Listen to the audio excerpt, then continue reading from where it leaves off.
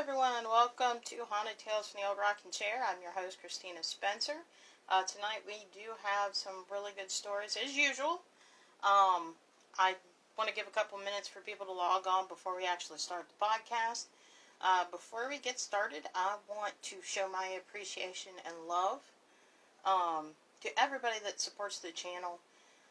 I got a wonderful piece of good news through email the other day that the YouTube channel has reached over 100 subscribers, so I'm really excited about that. Actually, today I looked and we were at 105 subscribers, which I'm blown away. Like, I never thought when I started this a couple months ago that anybody would really pay attention to what I was doing or enjoy the content that I was creating. So I'm kind of excited about that.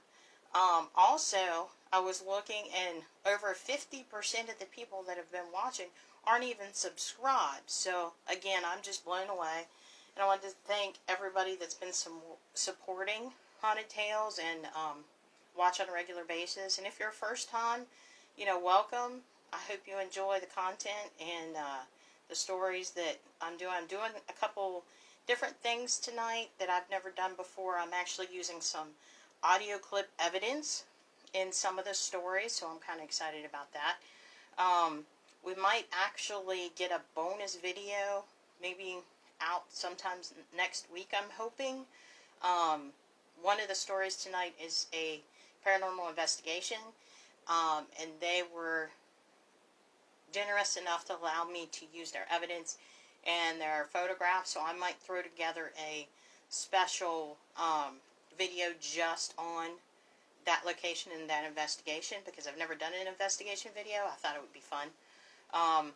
And my son agreed to do the editing, which he does a wonderful job editing, so I'm hoping to get that out hopefully this week or next week. So keep an eye out for that. So as always, I'll be here throughout the entire podcast. If you want to chat with me in the comments section, I'm always here. Alright, let's do a time check real quick, see where we're at, and see if we can get this party going.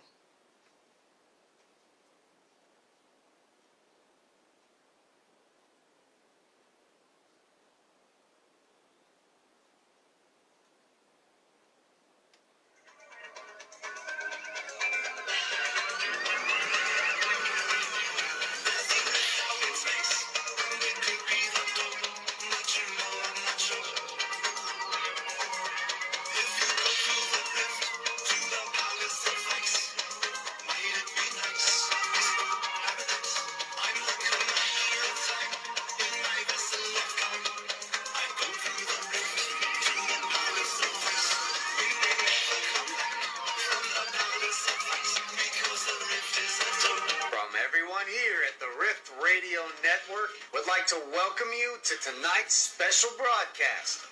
This work is protected by Creative Commons license. And now, a word from our sponsors.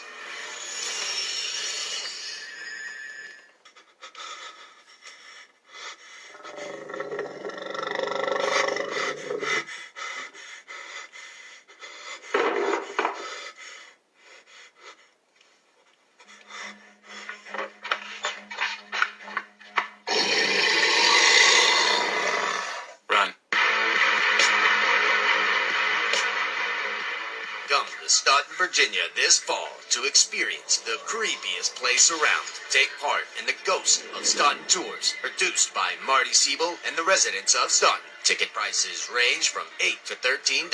Private group rates are available. Learn more and investigate the tales of Mary Baldwin from the Mary Baldwin College, the Old Western State Mental Asylum, and much more. For tour times, ticket prices, and dates, visit their website at www.ghostofstaunton.com or call 540-448-2743. Available tour dates are limited and filling up fast. Make sure to secure your reservations for this fall season. Get out of the house and become a part of history. The Ghost of Staunton Tours, only in Virginia's Shenandoah Valley. CDC guidelines are followed, and for questions, please visit www.ghostofstaunton.com or call 540-448-2743.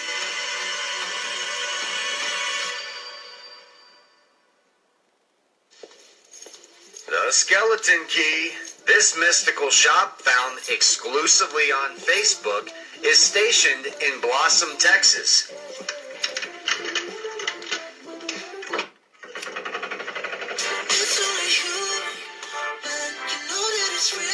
Purchase all of your very own unique religious, spiritual, and metaphysical items, to include the beginner altar kits. Find them today on Facebook.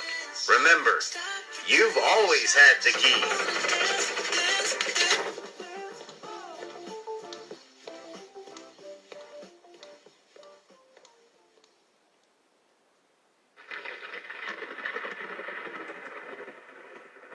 Welcome to the haunted tales from the old rocking chair.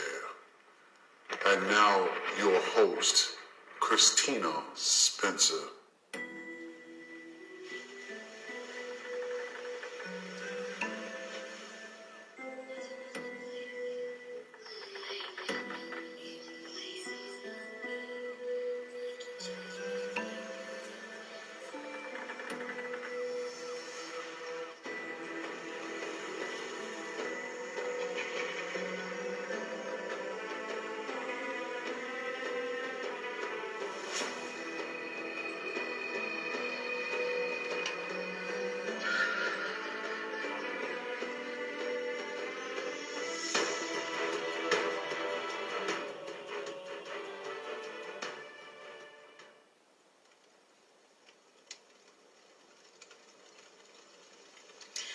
Well, hello there. Come on in and get cozy by the fireplace. Let me get settled into my old rocking chair and I'll tell you a couple stories. Haunting stories. Stories that are not for the faint of heart. Some of these stories may not be about hauntings per se, but nonetheless will haunt you. Because after all, some of the most scary things in life are not ghosts and demons, but the people we cross on the street. If you're brave enough, keep listening. If not, get up and leave now, because you'll never be the same. Don't say I didn't warn you. Welcome to the haunting stories from the old rocking chair.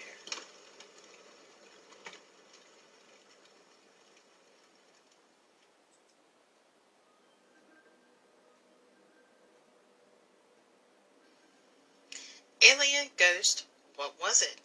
My experience with the unexplainable. I would appreciate input. Written by user Drugstore Cowgirl. You can check her out at Instagram as _Blair Witch Project _. Sorry for the long post. Okay, get ready for some nonsensical shit, because this personal experience of mine is one of the only ones I've had, and it still confuses me to this day. And I can't even chalk it up to ghosts or aliens, because it seemed like both. Anyway, New Year's of 2013. I went to stay with my dad's side of the family at an Airbnb type of place in Big Bear. My first time there, and I was about 13 years old. The house was pretty big. It had about 4 bedrooms. Everyone there included my dad, my grandma, which was his mom, my aunt and uncle, my brother, and 2 of my cousins. The 2 cousins were in the bedroom, aunt and uncle in the other room, both upstairs. Downstairs in one bedroom was my grandma, and the last bedroom included my dad, my brother, and I. The first night we arrived around 8 p.m. in 2 separate cars. We were settling in and began sitting in the living room. I noticed a few of them are gathered at the front door staring into the dark. This was around 9 p.m. at this point. They stood there listening to blood-curdling screaming for over a minute. But at 13 years old, I'm just hanging out with my brother and not really caring enough to go to the door to join them. Now, the screaming could be chalked up to an animal, especially being in Big Bear, but the following encounter could not. Around 11 p.m., I'm going to bed, and I was tired from the drive. I fell asleep instantly. The next morning, I wake up in the room alone and go upstairs to see my dad and my brother. He was 17 at this time, playing pool and whispering. I go up to them, and my nosy ass was like, "What?" The look on their face had given away something strange had happened. After pestering my dad to tell me what happened, he finally made me promise I was not going to freak out. And of course I said okay, because damn it, I wanted a sip of that tea. Now, my dad has always been a skeptic when it comes to anything paranormal. And before this, I don't even think he ever had an encounter. So I took what he was telling me very seriously. And I knew he wasn't playing with me because he genuinely did not want to tell me. And you'll see why. So he begins to explain that the previous night around 1 a.m., he got out of the shower and came into the room where my brother and I were sleeping, and he got into bed. We were in two twin beds next to each other, separated by a nightstand, and my poor brother was in a sleeping bag on the floor next to the closet. Not sure how long he had been laying down for, maybe 30 minutes to an hour. Suddenly, he and my brother heard what they described as my bed completely collapsing. My bed was right next to my brother, so it had to have been pretty loud. My grandma said she heard it too, but went back to sleep since it was loud from her room, and she assumed someone knocked the towel rack off the bathroom wall or something. She was in her 70s at this time, and her hearing's not the best. I oddly did not wake up whatsoever. It was one of the best nights of sleep I'd ever gotten. Anyways, after the loud bang, my dad looks over at my bed. He looked at me for a while his eyes adjusted, because he had no idea what the hell he was looking at. He said there was an upside-down triangle above me, with different colors flashing slowly. It was fading in and out to different colors. He, trying to debunk it any way he could, thought maybe she was playing a Nintendo. I had left my Nintendo in the car and was deep asleep. He stared at it for maybe 30 seconds, and then he said, "Blair?" Poof, it disappeared, out of thin air. Now, my brother, being on the floor, didn't see it, but he said after he heard the crashing noise, he felt a very odd, dark presence in the room, specifically towards the closet, which unfortunately was right next to him. Oddly, my dad felt the same thing. Seeing that I was asleep and no way to explain it, they tried to go back to sleep and decided not to tell me until we left. Well, that didn't work out, LOL. So obviously, as he's telling me this, I'm freaking out. I told him I'm not going to sleep in that bed tonight, to please trade me. His response was that I'd be better not to, because at least I slept well in my alien ghost bed. Well, he did not. I didn't care. I didn't want that thing above me, and I was unsettled. So this night we switched beds, which I end up regretting. My dad and my brother go to sleep, and this time I do have my Nintendo with me. I play Kirby for about a good 25 minutes and decide I'm going to try to go to sleep. I turn it off and close my eyes, but I'm still awake. About 5 minutes into that, I start feeling and hearing breathing on my neck and in my ear. I froze. In my head, I was thinking, well, maybe it's mine hitting the blanket and coming back onto me. So I hold my breath, but it continues. While holding my breath, I listen for my dad and my brother's breathing, and I hear theirs. And this one. Now, I know that some of you are thinking, oh, hell no, I'd run the hell out of there. I would have thought the same thing. I cannot explain how terrified I was. I was completely frozen while whatever this was continued to breathe on me. It was almost warm. It seemed like an hour, but it was probably like 10 minutes until I gathered the courage to yell, "Dad!" He turns the lamp on, and I take the blanket off me to sit up. My legs are shaking more than they ever have shaken before. I didn't know you could tremble that hard. My brother noticed my legs and the look on my face and got freaked out. When I explained, he said, "F this. This place is too damn creepy. I can't sleep in here." Him and I walked around the living room a bit, sat down, unsure of what to do, and too scared to go back to bed. About an hour later, we gathered the courage to go back, and we tried to fall back asleep. Thinking back on it, I'm surprised I fell back asleep, even though it took me like an hour. We could not get over the sense of dread coming from somewhere in this room, which was a very, very small room. So, wherever this feeling was coming from, it was near us no matter what, especially the closet. Something just felt off. My brother, of course, moved his sleeping bag over to in between our beds. Anyway, there was no alcohol or drugs consumed on this trip. My dad's side of the family mainly has a glass of wine with dinner occasionally. They're not big drinkers at all, and they didn't for this trip. Of course, the rest of our family there did not believe us one bit, and said to my dad, "Your kids have crazy imaginations, huh?" Despite the fact he explained this the night beforehand, I was surprised that the comment frustrated him a little, since he's usually skeptical too. Whatever I think back to this experience, I never know what to think of it. What was it? A triangle of light and breathing? It just doesn't add up to me. I would love some input from the subreddit. What do you guys think? And if you made it all the way to the end, thanks for reading.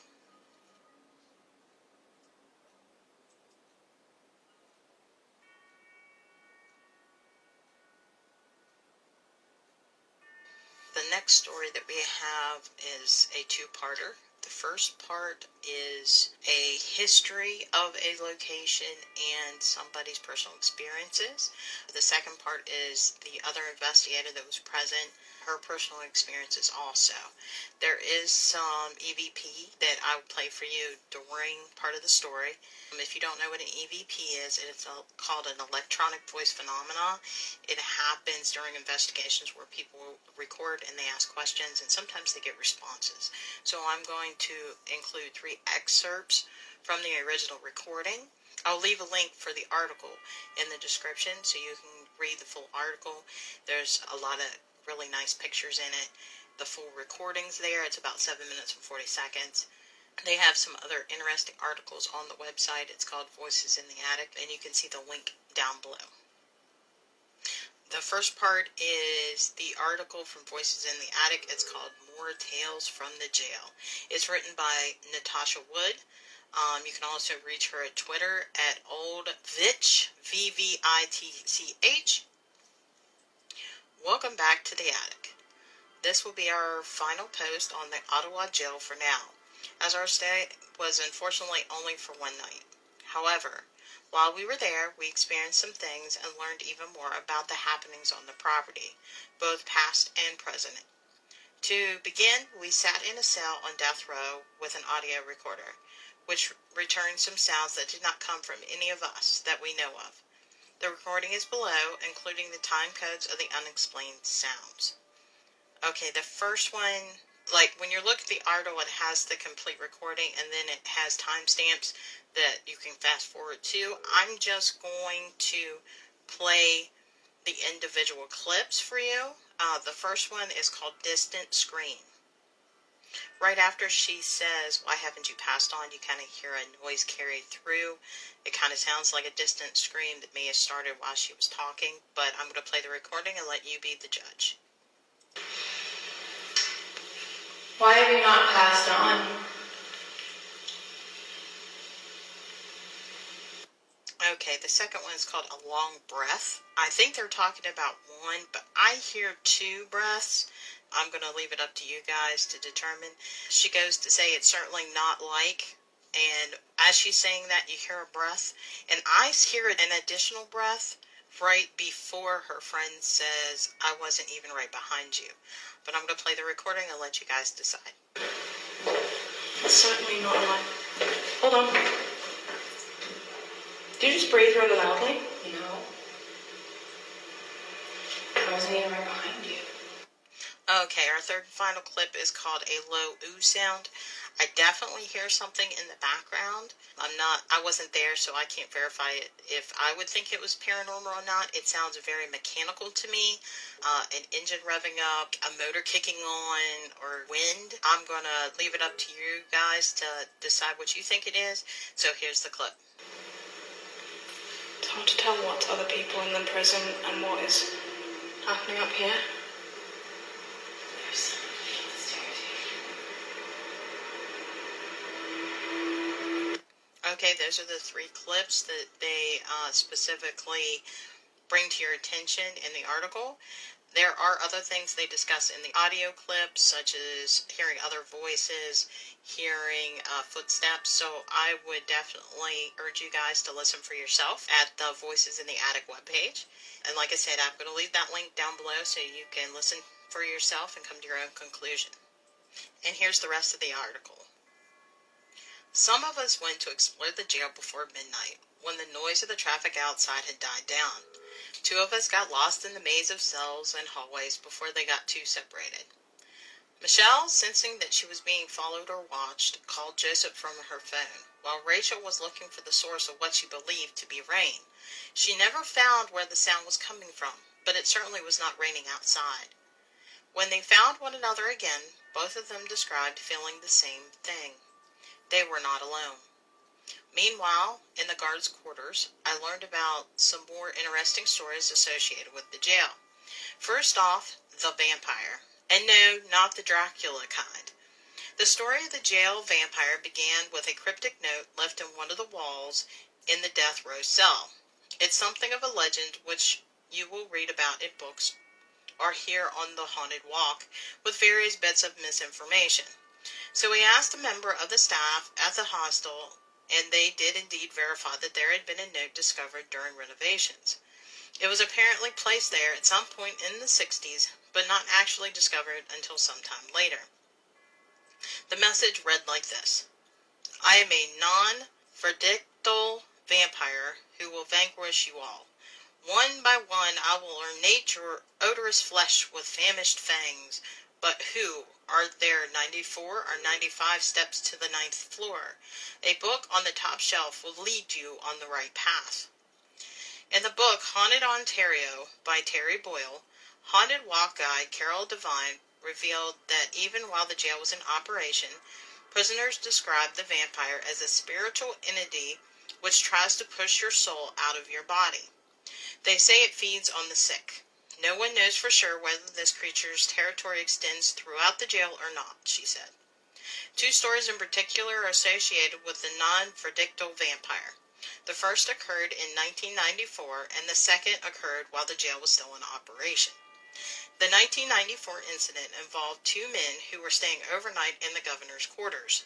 One of the men woke up in the night to see a shadow in the doorway, so he turned the light on. As he did so, the light bulb exploded and the shadow darted into the wall.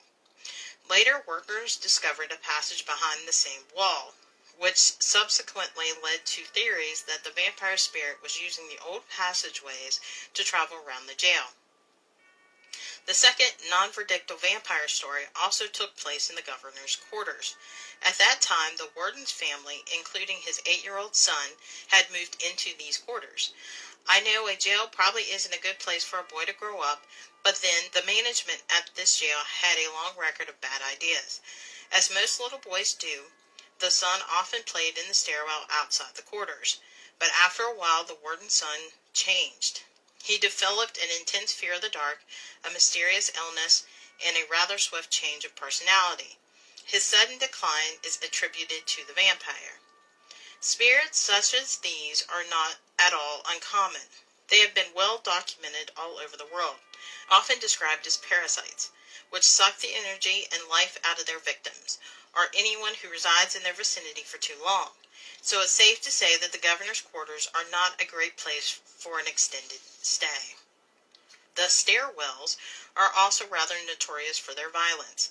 The first stairwell, which we used to go from the reception up to our room, was allegedly the site of an incident between two inmates and a guard. The inmate overpowered the guard and pushed him over the railing, where he fell to his death. Subsequently, steel railings were placed down the middle of the stairwell to prevent such things from happening again. At the back of the prison, there is another stairwell, and they lead from death row down to the gallows, then further down to the gallows courtyard. Both stairwells, though they are now lit by emergency lights, would have been extraordinarily dark, but at least the front stairwell has a little illumination from the skylight, whereas the gallows stairwells does not, and it's absolutely frigid in the winter months. It is said that several prisoners voluntarily jumped to their deaths there.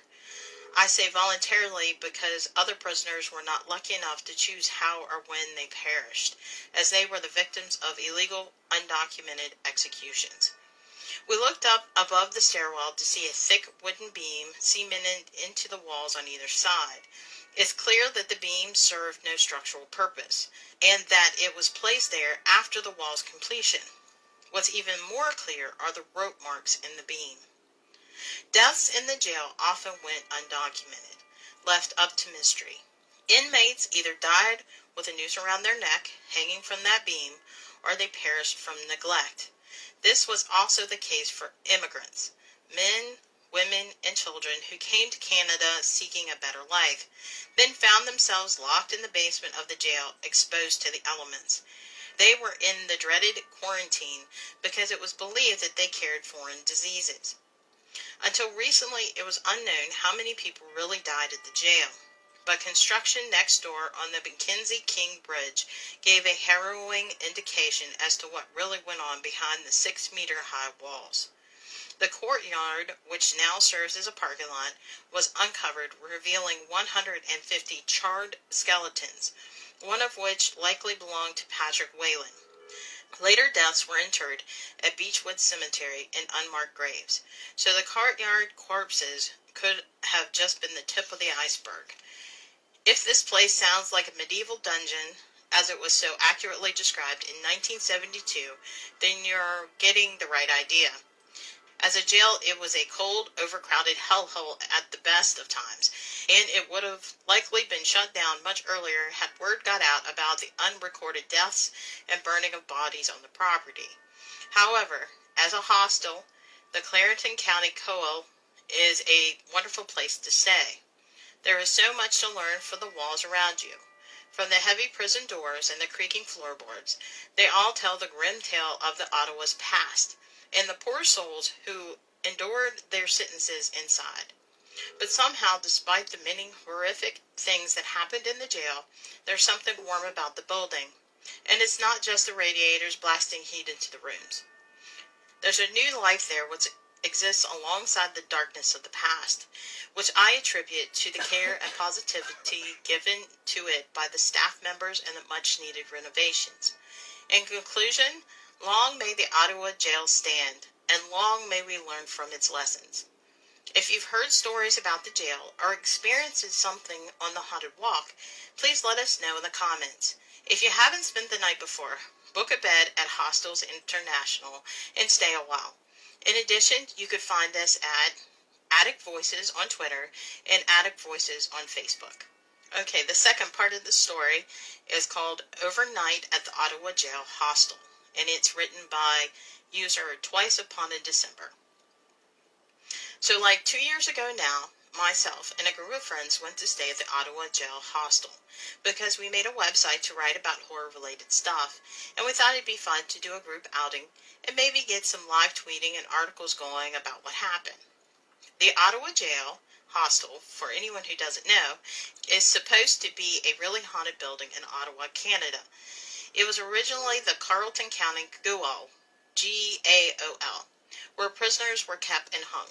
But then, after it shut down, it got turned into a hostel. The Haunted Walk of Ottawa goes through there, and they also do their own tour that includes history both of the building itself and the paranormal. Anyway, nothing too big really happened at first. There was a bathroom at the end of the hall from the room the 5 of us stayed in, and 2 of my friends that went in there to check it out.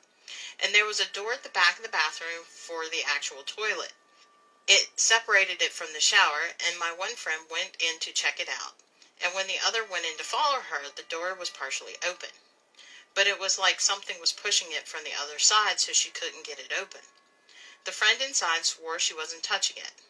And I suppose we can't prove this, but yeah. When we tried later, the door moved with ease and was incredibly light. Later on the 4th floor, 2 of my friends, one of which was a skeptic and was making jokes most of the time, claimed they could hear water running. But they looked around the entire floor before and after, and as they went along. No showers were running, it wasn't raining outside, and they couldn't find anything else that could even be the source of running water. One of the friends even claimed she could feel something following her, so much so that she and the other friend decided they wanted to go back to the room instead. All of this, as I'm sure many of you will say, can easily be explained away. I agree. I believe in the paranormal, but I also believe in having a healthy dose of skepticism and checking out other answers first. What I can't explain, however, was what happened in the middle of the night. I probably should have given them names sooner, but we'll just call them E, A, C, and K. So in the wee hours of the morning, I don't remember exactly, but it was around 3 a.m. or 4 a.m. A and C were downstairs, but myself, E, and K were in our room in bed. The room had 3 bunks. I was on top of one, and K was sleeping under me. A and C were in the other set, and E was sleeping on top of a bunk across from myself and K, and the bunk beneath her was just empty. I was having trouble sleeping at first. I heard E come into the room and settle into bed, and I could hear K snoring from the bottom bunk. K doesn't really do well if she's lacking on sleep, and I was worried, but once I heard her snoring, I felt better. So I finally drifted off to sleep. Suddenly, and I can't express enough how this has never happened to me before, I woke up sitting straight up in bed, literally like you see in the movies. Like I shot up in bed, suddenly wide awake. I didn't feel like anything was watching me. I didn't feel like something bad was happening. I didn't feel scared. I just felt like I needed to be awake, and it was like my brain and my body were way ahead of me, because I barely had the thought before I was sitting bolt upright. A and C's bunks were still empty, and K and E were still asleep. But across the room, near E's bed, was a figure. I still don't know how to explain it, but basically, when you first wake up and your eyes are full of sleep and your vision is blurry and a little shimmery, it was like that, but a definite shape right there by E's bed. The rest of the room around it was not blurry, which is how I know it wasn't just my vision. And like I said, it was a clear shape. It wasn't quite defined, but it was approximately the size of an adult human, just without the definition. I didn't feel bothered, though. I didn't feel scared, anxious, or in the presence of something malevolent. I didn't feel like myself or E or any of us were in danger, but I also couldn't pull my eyes away from it. After a few minutes, I literally just lay back down and went back to sleep. This is so unlike me. I have sleep paralysis frequently, and I'm afraid of shadows in my room, and I'm just generally a jumpy person. I'm not someone who sees figures and just goes back to sleep like nothing happened. In the morning, I almost forgot about it at first, and didn't even tell the group until an hour or so later. The thing that gets me the most, though, is that I did research when I got home, and apparently a lot of people who stay at the hostel report seeing a figure standing at the end of their beds in the middle of the night that wake them up very suddenly.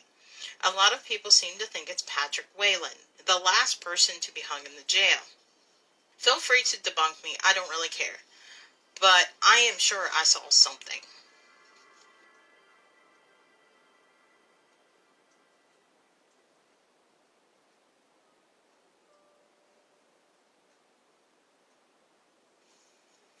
No Bones About It, written by Sci-Fi Guy 3553, also known as Judith Moore. You can find his work on smashwords.com.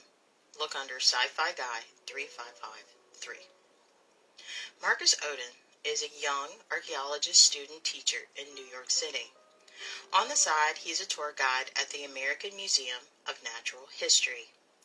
Marcus is not the type to give credence to conspiracy theories, not even the ones about his own profession, unless he's proven wrong.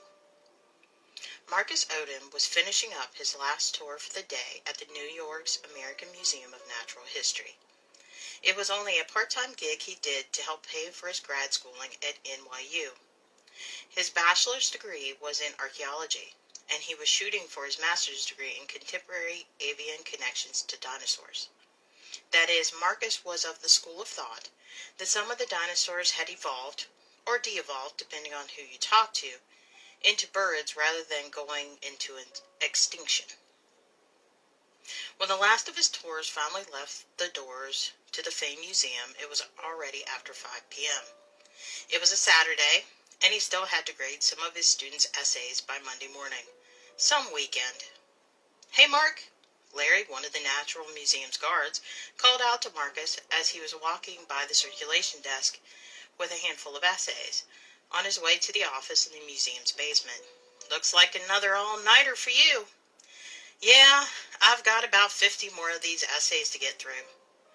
"So you really think birds are leftovers from dinosaurs, huh?" Marcus stopped just feet away from the circulation desk. He never walked away from a chance for him to tell the public of his views on living fossils, as he often called the birds. Ever really took time to look at some of the displays in here, Larry?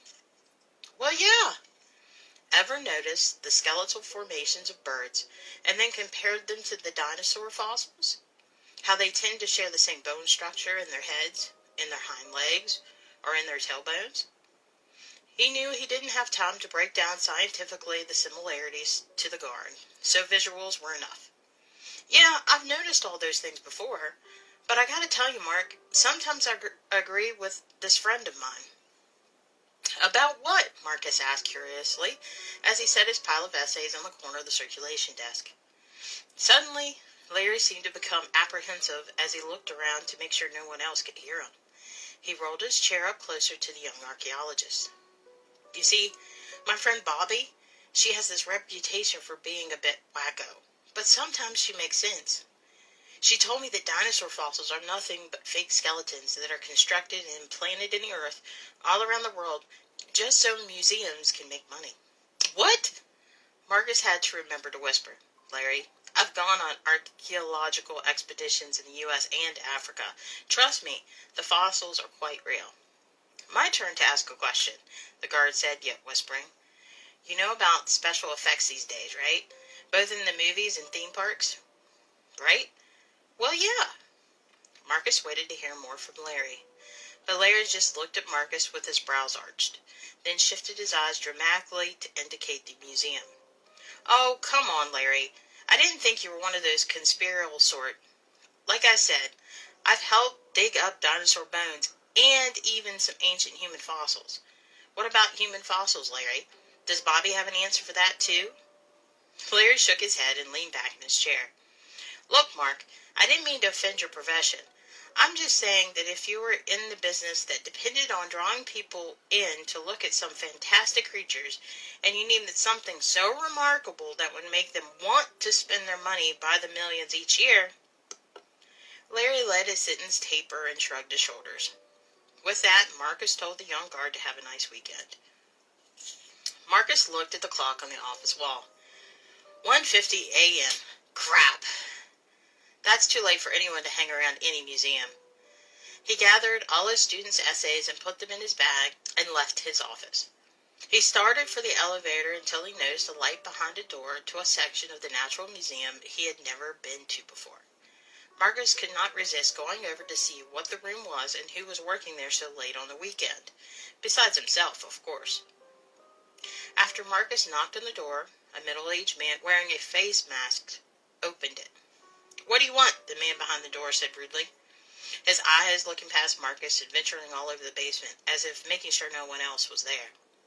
Hi, I'm Marcus Odwin. I'm a grad student from New York University.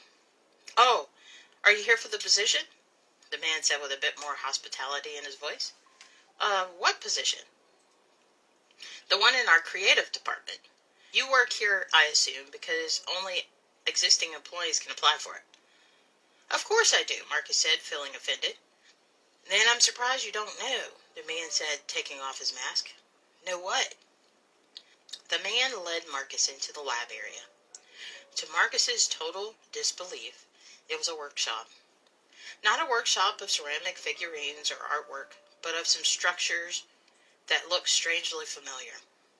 Marcus, the man said to him, if you're not interested in the fabrication job, I have to ask you to fill out a non-disclosure form. As you can see, we got to keep this under wraps. Let me get it from the boss. The man then turned to yell at a woman in the office. Hey, Bobby, we need another one of those forms.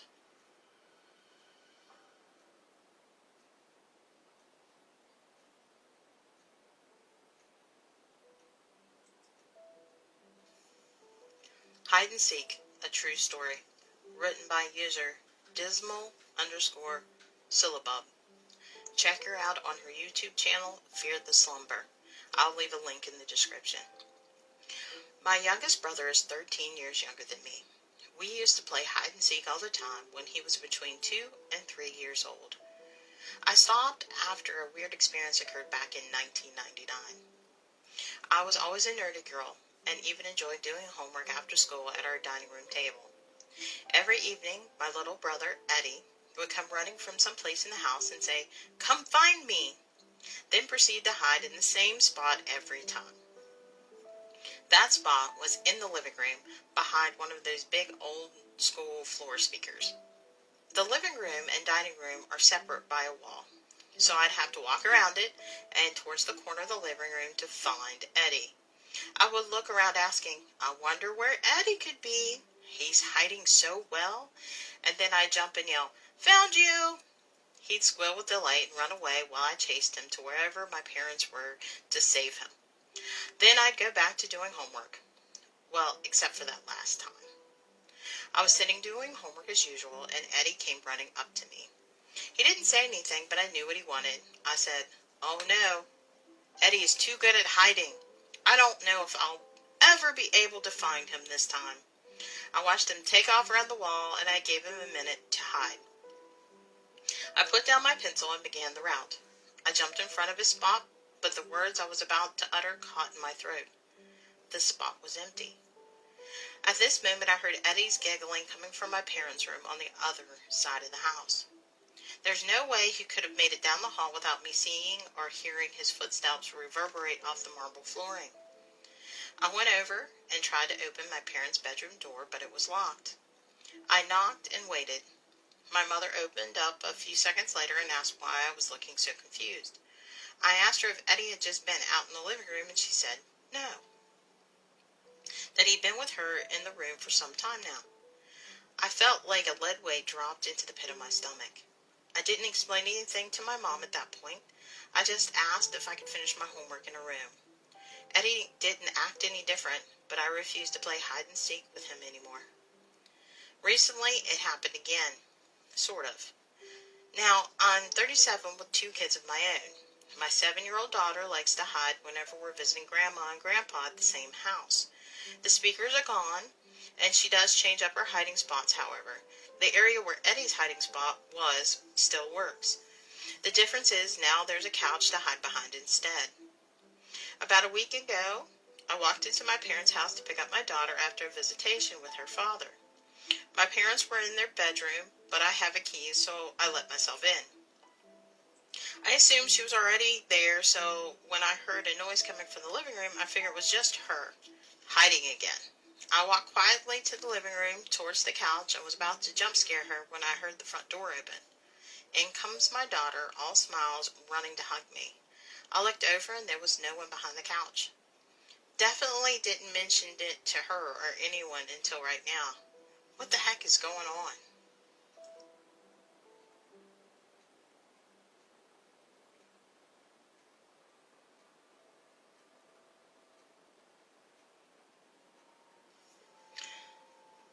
Guys, I'm scared. Written by user TSauce89. Okay guys, so I've had a strange morning to say the least. I just woke up with a massive headache and sweating head to toe. The first thing I noticed was these 4-inch Freddy Krueger-like claws across my chest. Not to mention the dried circles of blood caked onto my chest. My PJs were ripped to shreds as if I went to town on them with a huge hunting knife. The second thing I noticed was my girlfriend was nowhere to be found, which is strange because we normally sleep together. After some searching, I found her in the guest room with the door locked. Seriously, she was too scared to let me in. After about 30 minutes of convincing her that it was in fact me at the door and not some crazed beast, she finally let me in. To my amazement, she had tears in her eyes and looked as if she hadn't slept in days. At first I thought she may have been trying to play an elaborate prank on me. That is until I realized the true fear in her eyes and knew she was not joking. She told me that I began to talk in my sleep and started saying really creepy things that didn't make any sense. She said it sounded as if a voice was talking from inside me, almost if 2 people were having a conversation inside my chest. She attempted to shake me awake, but she insisted that I growled at her like some kind of beast. This has happened for the past few nights around 3:17 a.m., but not as bad as last night. As last night was the first night that I actually caused harm to myself. She attempted to record last night's episode as proof. She claims she woke up to me ripping my shirt off and scratching my chest to the point that I was bleeding. She said that I started talking in another language and began smearing the blood from the scratches all over my chest like I was a child finger painting in preschool. She said I was not really making symbols, but just making circles on my chest in my own blood.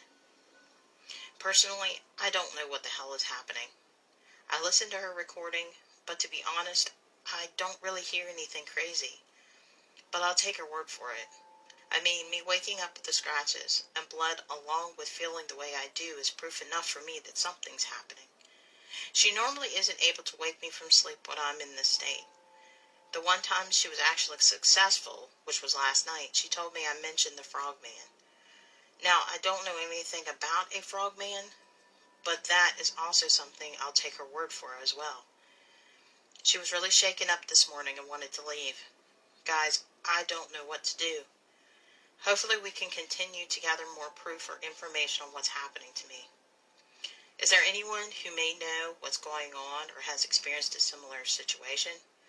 Below, I've attached a link of the recording my girlfriend made. Let me know if you guys hear anything out of the ordinary. Thanks in advance. Here's a copy of the recording in its entirety.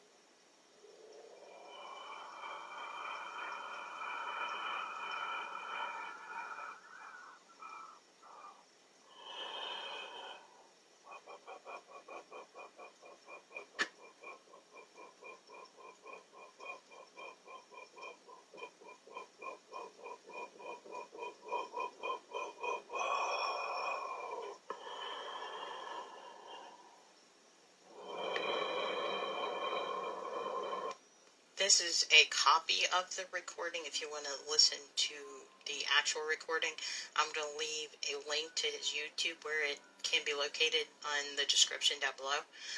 If you have any idea of what he's saying, please write it in the comments. I'd be interested in finding out what you guys think he's saying. Okay, that's it. On to the next story.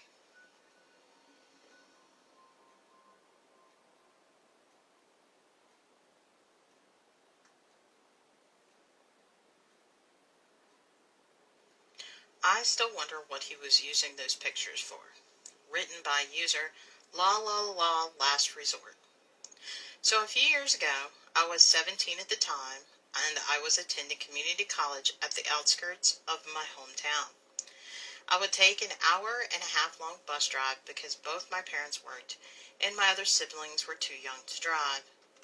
The outskirts of my town, despite being the literal outskirts, are more populated than you expect, with strip malls and apartment buildings. The bus would drop me off about 4 blocks from my university, which isn't too far. I always enjoyed those few minutes, and it gave me time to disassociate. LOL. Anyway, this one time, I left my phone at the library, like a true idiot. Using my brother's phone, I called a friend who worked at the school library during the late evening shift between 7 and 9, and he said he'd bring my phone to me.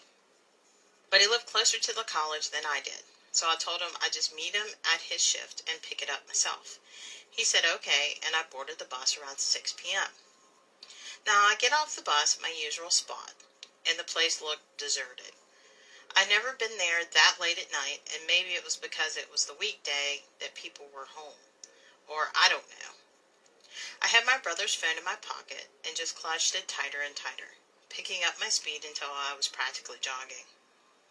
I'm nearing to the corner when a flash of light goes off to my right. There in the shadows is a slimy, grimy-looking man. He's balding, with a tore shirt unbuttoned halfway, showing off his chest hair. He was wearing sunglasses at night, and he was wearing some gold jewelry and was probably borderline morbidity obese. Just picture the word sleazy as a person. And most importantly, he had just taken a picture of me. And the instant I saw the flash go off, I knew it was coming from his phone. Now, I think it's important to understand our positioning. He was pressed against the building to my right. Right at the corner, I had to turn. I was about 10 feet away from him. To my left, on the same side of the street, was a car with blacked out windows and no license plates, directly across the sidewalk from the man. The car was parked with the driver's seat facing me so that it was on the wrong side of the road because America drives on the right side as opposed to the left. I had slowed down at that point. I was beginning to debate my next move. Cross the street and continue walking, make a break for the school, turn 180 and leave my phone at the library, or approach the potentially dangerous man. I did the stupidest thing possible and approached the man. I'm not going to sit here and give you street advice, but maybe don't do what I did. I'm alive, but I definitely got lucky. Anyway, I demanded to know what he was doing. He looked taken aback. I could see his brain short-circuiting because this tiny young girl was red in the face, demanding to know what he was doing. He eventually sputtered about how he was just standing there. I said, "No, I saw you take that picture of me." His face fell, and he started saying no, he hadn't done that. Why would he want a picture of me? I had just imagined it. I asked to see his gallery, which was extremely risky because who knows what I could have seen. He slowly pulls up his gallery, and as it's opening, I see the blurry picture of me in the distance. I didn't think I'd get that far. Granted, I had been running on adrenaline during our whole interaction, but this really made me pause. I told him to delete it. Then a door slammed shut.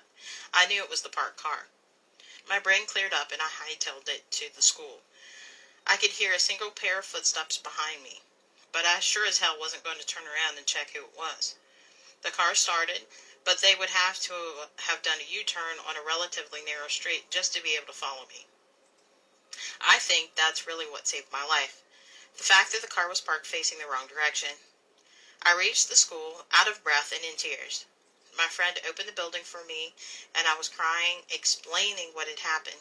He locked us in while we waited for the police. But the sleazy guy and his buddy were never found.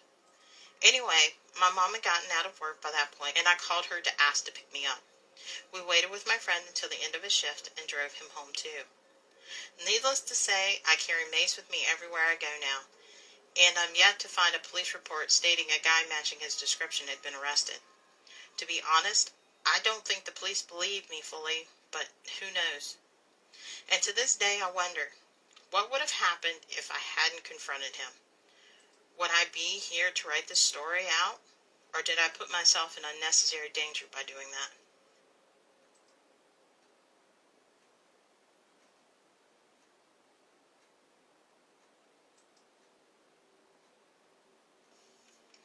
The Attic. Written by user capital U underscore lowercase w 0 lowercase t underscore capital M lowercase v capital I. This did not happen to me.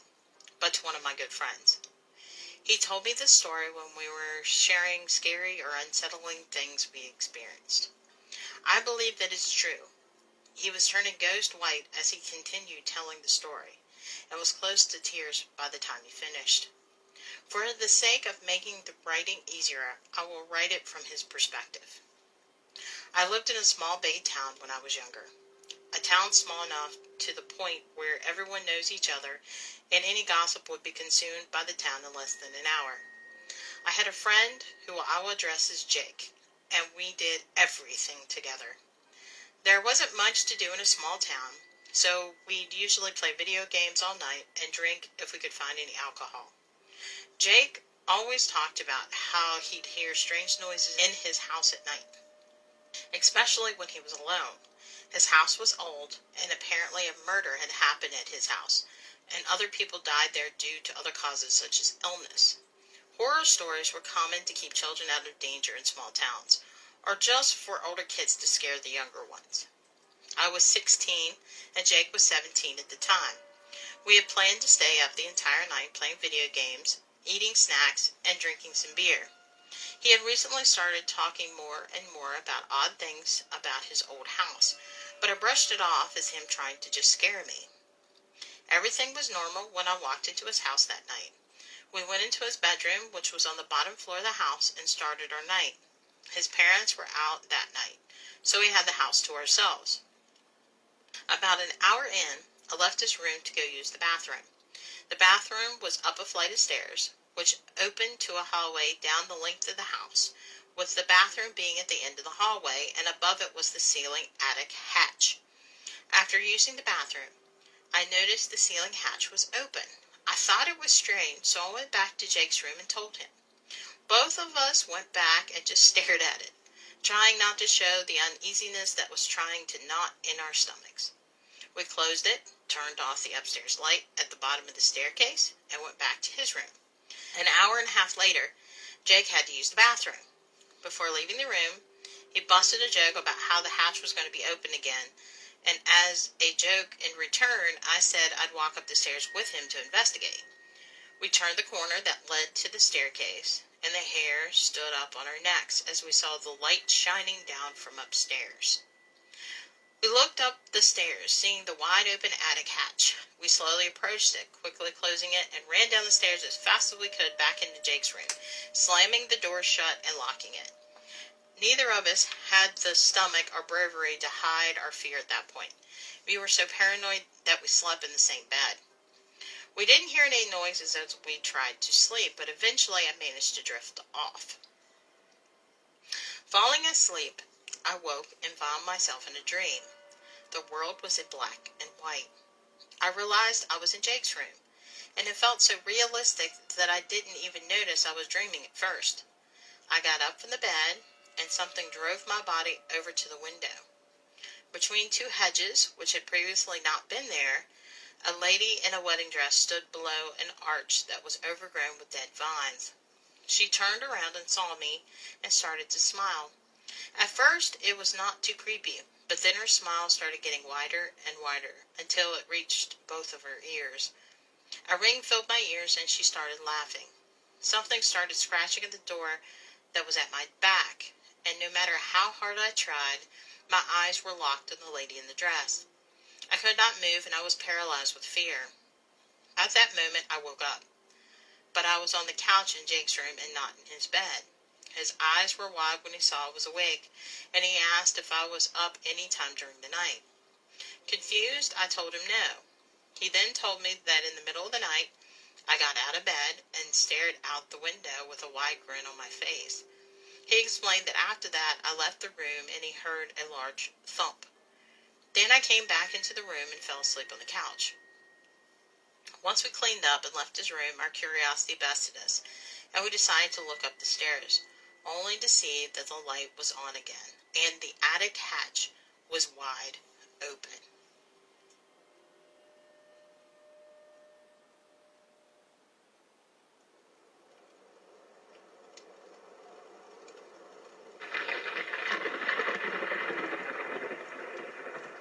I hope you all enjoyed all of our haunted tales this evening.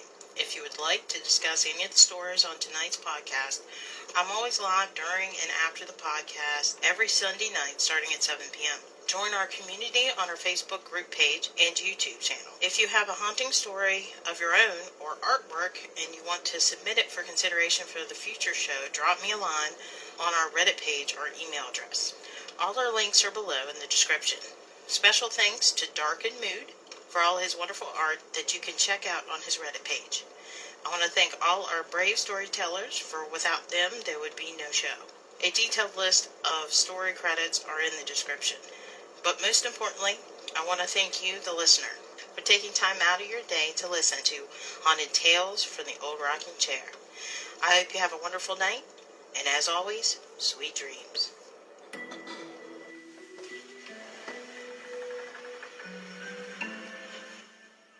Alright, that's tonight's show. I appreciate everybody that stuck in there until the end.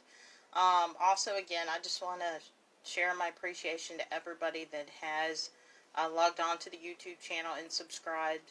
I never would have thought that we would have got this far, having over 100 subscribers now. So I just wanted to say thank you from the bottom of my heart. Also, I saw that over 50% of the people that do watch the YouTube channel aren't even subscribed. So I was kind of blown away by that figure. So if you do watch, please subscribe. It helps me know who likes my content and who would like to see more of what I do. And I think that's everything. I hope you guys have a wonderful night. And as always, sweet dreams.